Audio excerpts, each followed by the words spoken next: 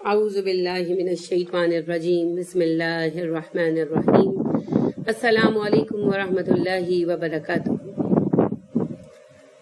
کل ایک بہن نے ایک سٹیکر سینڈ کیا شب معراج کی فضیلت کے حوالے سے، دوسری بہن نے بھی سینڈ کیا، تیسری بہن نے غصے میں آ کر اس پر ایک چھوٹ چھاٹ لیکچر جو ہے وہ سینڈ کیے۔ دیکھیے، مسلمانوں پر ایک فرض ہے امانت کا درست استعمال۔ تو یہ گروپ جو میں نے چھوٹا سا بنایا ہے، یہ میری ایک امانت ہے جو آپ کے ہاتھوں میں ہے۔ ظاہر ہے اس کو میں نے بنایا نا، یہ ایک میری جو ہے انٹلیکچوئل پراپرٹی ہے۔ میں نے آپ سے شروع سے درخواست کی کہ براہ کرم اس پر آپ کچھ اپلوڈ نہیں کریں گے۔ تو جب آپ ایسا کرتے ہیں، آپ امانت میں بددیانتی کے مرتکب ہوتے ہیں۔ تو براہ کرم آئندہ ایسا مت کریں، کیونکہ ہر کام کا ایک طریقہ کار ہوتا ہے نا۔ میری کوئی اسٹریٹجی ہے جس پر میں اس کو لے کر چل رہی ہوں، it's not a pastime for me. تو براہ کرم آپ لوگوں کو یہ میری بڑی عاجزانہ درخواست ہے کہ آئندہ آپ اپنی طرف سے کچھ اپلوڈنگ مت فرمائیں۔ اگر آپ کوئی سجیشن دینا چاہتے ہیں، کوئی بات آپ میرے نوٹس پہ لانا چاہتے ہیں، تو میرے پرسنل نمبر پہ مجھے سینڈ کریں، تو اس کو ہم دیکھ لیں گے، ٹھیک ہے۔ دوسری بات یہ ہے کہ کچھ چیزیں بنیادی ہوتی ہیں، کچھ فروعی ہوتی ہیں، ان کے سیکنڈری ہوتی ہیں۔ اہمیت میں بڑا فرق ہے۔ ایک چیز ہے جہنم میں لے جانے والی، اور ایک چیز ہے تھوڑا بہت گریڈ بڑھانے یا گھٹانے والی۔ تو بڑا فرق ہے دونوں۔ میرا موضوع بنیادی چیزیں ہیں۔ ہمارا معاشرہ جہاں پر حلال و حرام کا فرق اٹھ چکا، جہاں بے حیائی اتنی عام ہو چکی کہ مومن بچیاں طوائفوں کی طرح پھرتی ہیں، جہاں اس قدر مصیبت اور خرابی ہم پر مسلط ہو گئی ہے کہ نیچے سے اوپر تک بددیانتی مسلط ہے ہمارے اوپر، نہ ہم آہنگی رہی، نہ عزت رہی، نہ وقار رہا، نہ مسلمان کی زبان اور ایمان کا بھروسہ رہا، نہ اس کی کوئی پہچان رہی اس کے شعار کے سبب سے، وہاں پر ایسے چھوٹے چھوٹے مسائل کی کیا اہمیت رہ جاتی ہے؟ پہلے بڑے مسائل کو تو حل کریں، کفر و شرک سے تو باہر آئے۔ تو اس طرح کے فروعی مسائل جن کے کرنے یا نہ کرنے سے صرف ثواب کم یا زیادہ ہونے کی بات آتی ہے، ان کی بحث میں مت پڑے۔ یہ شیطان ہے جو آپ کو بہکا دیتا ہے۔ اقبال کہتی ہے نا، ہے یہی بہتر الہیات میں الجھا رہے، یہ کتاب اللہ کی تعویلات میں الجھا رہے، کوئی ڈھنگ کا کام نہ کرے۔ جہاں بھی دین کا کام شروع ہوتا ہے، شیطان اسی موڑ پر لا کر پھینک دیتا ہے، ٹھیک ہے۔ تو براہ کرم اس فورم کے اوپر، ایک چھوٹا سا فورم صحیح ہے، آپ لوگوں سے میری بہت عاجزی کے ساتھ درخواست ہے کہ آئندہ کوئی بات اپنی طرف سے مت بھیجیں۔ اگر آپ کسی چیز کو شیئر کرنے کے لیے بے چین ہیں تو براہ کرم میرے ساتھ شیئر کریں۔ اگر میں اس کے لیے کوئی جواز محسوس کروں گی تو ضرور آپ کی تجویز قبول کروں گی، ورنہ میں آپ سے ریٹرن مانسٹر کر لوں گی آپ کے نمبر پر، ٹھیک ہے۔ اب آئیے اس مسئلے کی طرف۔ ایک بہن نے میسج بھیجا کہ شب معراج کی کوئی حقیقت نہیں ہے، دوسری بہن نے ایک چھوٹ چھاٹ لیکچر بھیج دیے کہ جی شب معراج منائے بغیر تو گویا اسلامی ثابت نہیں ہوتا۔ دیکھیے، بات سنیے۔ پہلی بات یہ ہے کہ یہ ایمان اور کفر کے مسائل نہیں ہیں، یہ صرف فضیلت کے مسائل ہیں۔ فضیلت ہے یا نہیں ہے، ٹھیک ہے۔ شب معراج کی جو رات کنسیڈر کی جاتی ہے 27 رجب، اس کی فضیلت ہے کہ نہیں، صرف اتنا مسئلہ ہے، اسی میں اختلاف ہے۔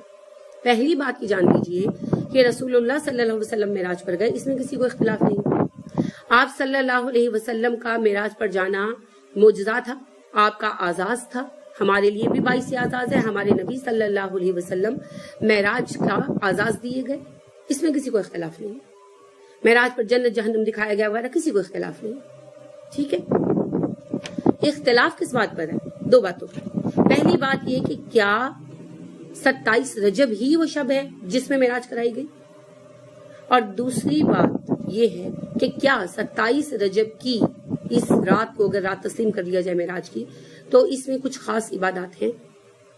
پہلی بات بھی اختلاف ہے، شدید اختلاف ہے، آج سے نہیں ہمیشہ سے، کیونکہ صحابہ کرام رضی اللہ عنہم کے نزدیک اس رات کی کوئی خصوصی ویلیو نہیں تھی۔ آپ صلی اللہ علیہ وسلم کا معراج پر جانا بہت اہم تھا، کس دن کس تاریخ کو گئے اس کی اہمیت نہیں تھی، لہٰذا صحابہ سے کوئی تاریخ نہیں پہنچی۔ بعض ازاں ایسٹیمیٹ کیے گئے، اور ایسٹیمیٹس میں بہت زیادہ ظاہر اندازے تھے نا، گمان کی پیروی ہے، تو بہت اختلاف رائے، شدید اختلاف رائے، ضرورت ہی نہیں آپ کو اس اختلاف میں پڑھنے کی، ٹھیک ہے۔ اب دوسری بات یہ آئی کہ اگر 27 رجب معراج کی شب ہے، جو کسی بھی طرح ثابت نہیں ہوتا، کسی بھی طرح ثابت نہیں ہوتا، اس میں سنی وابی کی کوئی بحث نہیں ہے، تاریخی طور پر یہ ثابت ہو ہی نہیں سکتا کہ آپ صلی اللہ علیہ وسلم معراج پر کس تاریخ کو گئے تھے، کیونکہ صحابہ نے واقعے کو اہمیت دی تھی، تاریخ کو اہمیت نہیں دی تھی، اس کی کوئی اہمیت تھی نہیں۔ اب رہ گئی یہ بات کہ اگر یہ تسلیم کر لیا جائے کہ چونکہ اختلاف رائے تو ہے، چلو جو 27 رجب کہتا ہے تو 27 رجب مان لیتے ہیں، تو کیا 27 رجب میں کچھ خاص اعمال اور عبادات ہیں؟ تو جی کوئی خاص عبادات نہیں ہے۔ اگر ہوتی تو صحابہ کرام رضی اللہ عنہم تک پہنچتی اور صحابہ کرام اس پر عمل کرتے، تو صحابہ کے زمانے میں کبھی عمل نہیں کیا گیا۔ رہ گئی کچھ احادیث ہے اور کچھ تو اس میں جو ہے وہ بالکل موضوع ہے، یعنی کہ گڑی ہوئی روایتیں۔ میں ان کی ڈیٹیل میں نہیں جاؤں گی، اللہ کے فضل و کرم سے مجھے اللہ نے اتنا فضل اپنا دے رکھا ہے کہ میں ایک ایک روایت پر آپ کے ساتھ ڈسکشن کر سکتی ہوں اور اس کی یعنی موضوع ہونے اور ضعیف ہونے کی ایک ایک تفصیل آپ کو دے سکتی ہوں، لیکن وقت کا ضیاع ہے نا، اس سے کچھ حاصل نہیں ہوگا۔ میں لمسم آپ کو اس کا ان دا نٹ شیل آپ کو میں اس کا رزلٹ بتا رہی ہوں کہ کچھ روایتیں تو جو ہیں وہ موضوع ہیں، قطعی موضوع ہے، جھوٹے گھڑنے والے راویوں نے بیان کی، لوگوں میں مشہور ہو گئی۔ تو 2-3 روایتیں جو ہیں کہ جیسے رجب کا روزہ رکھو تو ثواب ہوگا، ٹھیک ہے، یہ جو رجب کے روزے کے متعلق اجازت ہے۔ 2-3 روایتیں جو ہیں وہ ضعیف ہیں، حدیثیں ضعیف ہیں، ان کے راوی جو چین آتی ہے اس میں ضعف ہے، وہ بھی مختلف نوعیت کا ہے، میں تفصیلی بحث اس پہ بھی نہیں کروں گی۔ تو اب اگر کوئی معراج کے دن یعنی 27 رجب کو کوئی روزہ رکھتا ہے تو ضعیف حدیث کی بنا پر اس نے رکھ لیا تو چلو ٹھیک ہے، رکھ لیا، لیکن اس کا کوئی ثبوت نہیں، یعنی کہ کوئی گناہ نہیں ہے، اس نے رکھ لیا نا، تو ضعیف حدیث کو مد نظر رکھا۔ فضیلت کے معاملے میں ضعیف حدیث مان لی جاتی ہے، محدثین اس بات پر متفق ہیں کہ ضعیف حدیث کی بنا پر کوئی حکم نہیں قائم کیا جا سکتا، کوئی قانون اور رسول نہیں بنایا جا سکتا، لیکن کسی دین یا شخصی فضیلت میں یا کسی دعا کے فضیلت میں یا دعا کے معاملے میں کوئی حدیث آئی ہو وہ ضعیف ہو، موضوع کی بات نہیں کر رہی، من گھڑت کی بات نہیں کر رہی، حدیث ہو مگر ضعیف ہو تو وہ قبول کی جا سکتی ہے۔ تو جو حدیث ضعیف حدیثیں ہیں ان سے ہی ثابت ہو جاتا ہے، یعنی ان سے ہی پتہ چلتا ہے کہ اس کا روزہ رکھا جانا چاہیے، رات کے متعلق کوئی بات نہیں آتی۔ تو اگر کوئی روزہ رکھ لیتا ہے تو چلے، زیادہ سے زیادہ یہ ہے کہ اس نے رکھ لیا، کوئی بات نہیں، نفلی روزہ ہو گیا۔ لیکن اس میں شب بیداریاں کرنا، جاگنا، عبادتیں کرنا کہیں سے ثابت نہیں ہے، نہ صحابہ میں ہوا، نہ نبی صلی اللہ علیہ وسلم میں ہوا، نہ تابعین نے کیا، نہ امت کا اس پر عمل رہا۔ یہ بس باتیں ہیں جو چل رہی ہیں اور محض اختلاف کا سبب ہے۔ تو بات یہ ہے کہ اگر کسی نے عمل کیا تو ایک ضعیف حدیث پر کیا، چلو کوئی بات نہیں ہے، اللہ اس کی نفلی عبادت قبول کر لے، اور جو نہیں کرتا وہ کوئی گناہ کی بات نہیں کرتا۔ یہ محض فضیلت کے مسائل ہیں، ان کو دین و ایمان کا مسئلہ مت بنائیے۔ اصل مسئلہ، اصل خطرہ وہ ہے جو جہنم میں لے جانے والا ہے۔ کیا ان جو پریویلڈ ہمارے ہاں مشہور جو حدیثیں ہیں چل رہی ہیں ان میں کوئی ایسی حدیث بھی ہے کہ جو معراج کی رات نہیں جاگے گا تو جہنم میں ڈال دیا جائے گا؟ ہے کوئی ایسی حدیث؟ جہنم کے خطرے سے بچیے، ایمان کے ضائع ہونے کے خطرے سے بچیے۔ یہ فضیلت کے معاملہ چھوڑ دیجیے، یہ آپ کے لیے نہیں ہے، ٹھیک ہے؟ اگر آپ کا شوق ہے تو چلے جاگ لیں، لیکن فرض نماز کے بغیر آپ کی یہ جاگنے آپ کے کام نہیں آئیں گے۔ ہاں دوسری ایک بات سن لیجیے خصوصیت کے ساتھ کہ شب معراج کی کوئی خصوصی عبادت نہیں ہے، کسی بھی موقع کی کوئی خصوصی نماز نہیں ہے۔ جو ہوئی ہے نا کہ 4 رکعت نماز پڑھ لو، اس میں یہ پڑھ لو، اس میں وہ پڑھ لو، ایسی حدیثیں تو قطعی موضوع ہوتی، کوئی مخصوص نماز نہیں ہے۔ اگر آپ نفل نماز پڑھیں گے بھی تو سادہ نفلیں پڑھیں گے، جتنی چاہے پڑھ لیں، مرضی آپ کی، لیکن کوئی نفل قبول نہیں ہوتا اس بندے کا جس کا فرض نہیں ادا نہیں ہوا ہوتا، درست۔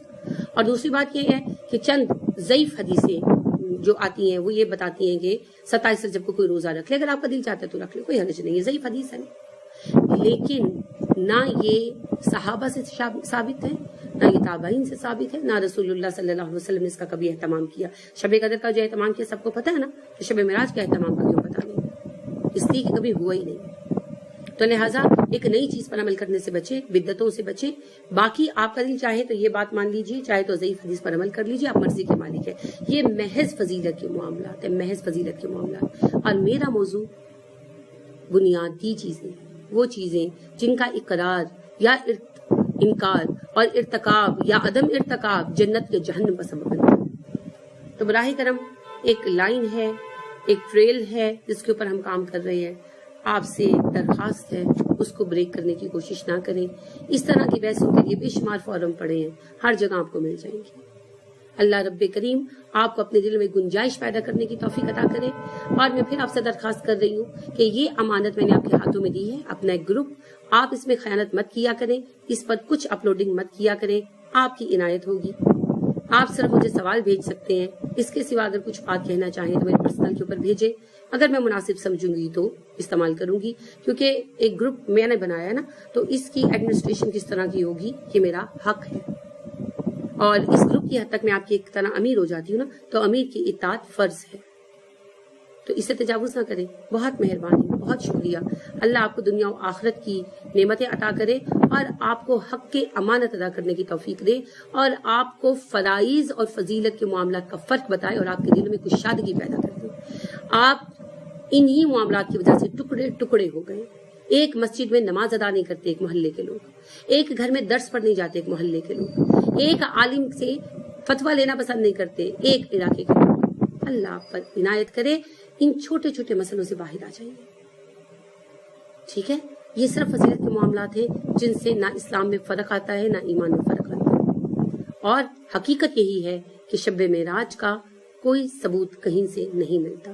اس کے باوجود میں یہ کہتی ہوں کہ ضعیف حدیثوں کے بنا پر جو معراج کا روزہ رکھنا چاہتا ہے تو وہ رکھ لے, یا جو 27 رجب کو کوئی عبادت یعنی قرآن پڑھنا چاہتا ہے یا نماز پڑھنا چاہتا ہے پڑھ لے. ضعیف حدیث ہے نا, چلو ٹھیک ہے, لیکن اس کے بنا پر دوسروں کو وہابی, منافق, گستاخ قرار دینے کا آپ کے پاس کوئی اختیار نہیں. یہ محض فضیلت کی معاملات ہے. میں نے اپنی ذاتی رائے بھی عرض کر دی اور جو رعایت ہو سکتی ہے وہ بھی عرض کر دیں. مجھے امید ہے کہ آئندہ آپ اس طرح کے مسائل میں نہیں پڑیں گے. یاد رکھیے, ان اللہ لا یحب المفسدین, اللہ فسادیوں کو, خرابی لانے والوں کو, اختلافات لانے والوں کو پسند نہیں کرتا. اللہ رب کریم نے ارشاد فرمایا سورہ اعراف میں, بے شک وہ لوگ جنہوں نے دین کو ٹکڑے ٹکڑے کر دیا اور دین کو حق آ جانے کے باوجود گروہ بنا کر الگ الگ جماعتیں بن گئے. اے نبی صلی اللہ علیہ وسلم, آپ کو ان سے کوئی تعلق نہیں. تو ایسی چھوٹی چھوٹی باتوں کو لے کر گروہ بندیاں مت کیا کریں, اختلاف رائے مت کیا کریں.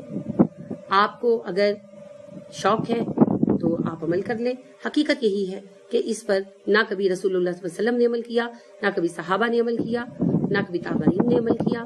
اور دوسری بات یہ کہ اللہ نے ہمیں تبلیغ کا اصول یہ بتایا کہ ان سے کہو قل تعالوا الی کلمۃ سواء بیننا و بینکم, اس بات کی طرف ہو جو ہمارے تمہارے درمیان مشترک ہے. ہمارا مسئلہ یہ ہے کہ شیطان ہمیں ڈرائیو کر کے ہمیشہ اختلاف کی باتوں کی طرف لے جاتا ہے. حالانکہ اللہ نے کیا بتایا, تبلیغ کا آغاز کیسے کرو, مشترک باتوں سے. تو پہلے جہنم و جنت کے جو خطرات اور طریقے ہیں اور راستے ہیں ان پر تو بات کر لینا. بعد میں جب ہم سارا کچھ صحیح کر لیں گے, سارے فرائض ادا کر لیں گے, ساری سنتیں ادا کر لیں گے, تو پھر یہ جو فضیلت کے مسائل ہیں کہ جن میں نہ کوئی فرض ہے نہ سنت ہے, بس فضیلت ہی ہے, تو ان کو بھی بیٹھ کر ڈسکس کر لیں گے. ٹھیک ہے, تو آئندہ پہلے اپنے فرائض اور سنن اور واجبات کی ادائیگی کی فکر کریں. یہ تو جب سب کچھ ہو جائے گا نا, اس کی فراغت کی باتیں بحث کر لیں گے. ٹھیک ہے, تو مجھے امید ہے کہ آپ میری اس بات کو یاد رکھیں گے اور حق کے امانت کی ادائیگی بھی یاد رکھیں گے اور اطاعت امیر کی بات بھی یاد رکھیں گے. اللہ آپ کو, مجھے, ہم سب کو اپنی رحمت میں رکھے اور دلوں میں کچھ شادگی پیدا کرے. آمین. سبحانک اللہم و بحمدک و نشہد ان لا الہ الا انت و نستغفرک و نتوب الیک. السلام علیکم و رحمۃ اللہ وبرکاتہ.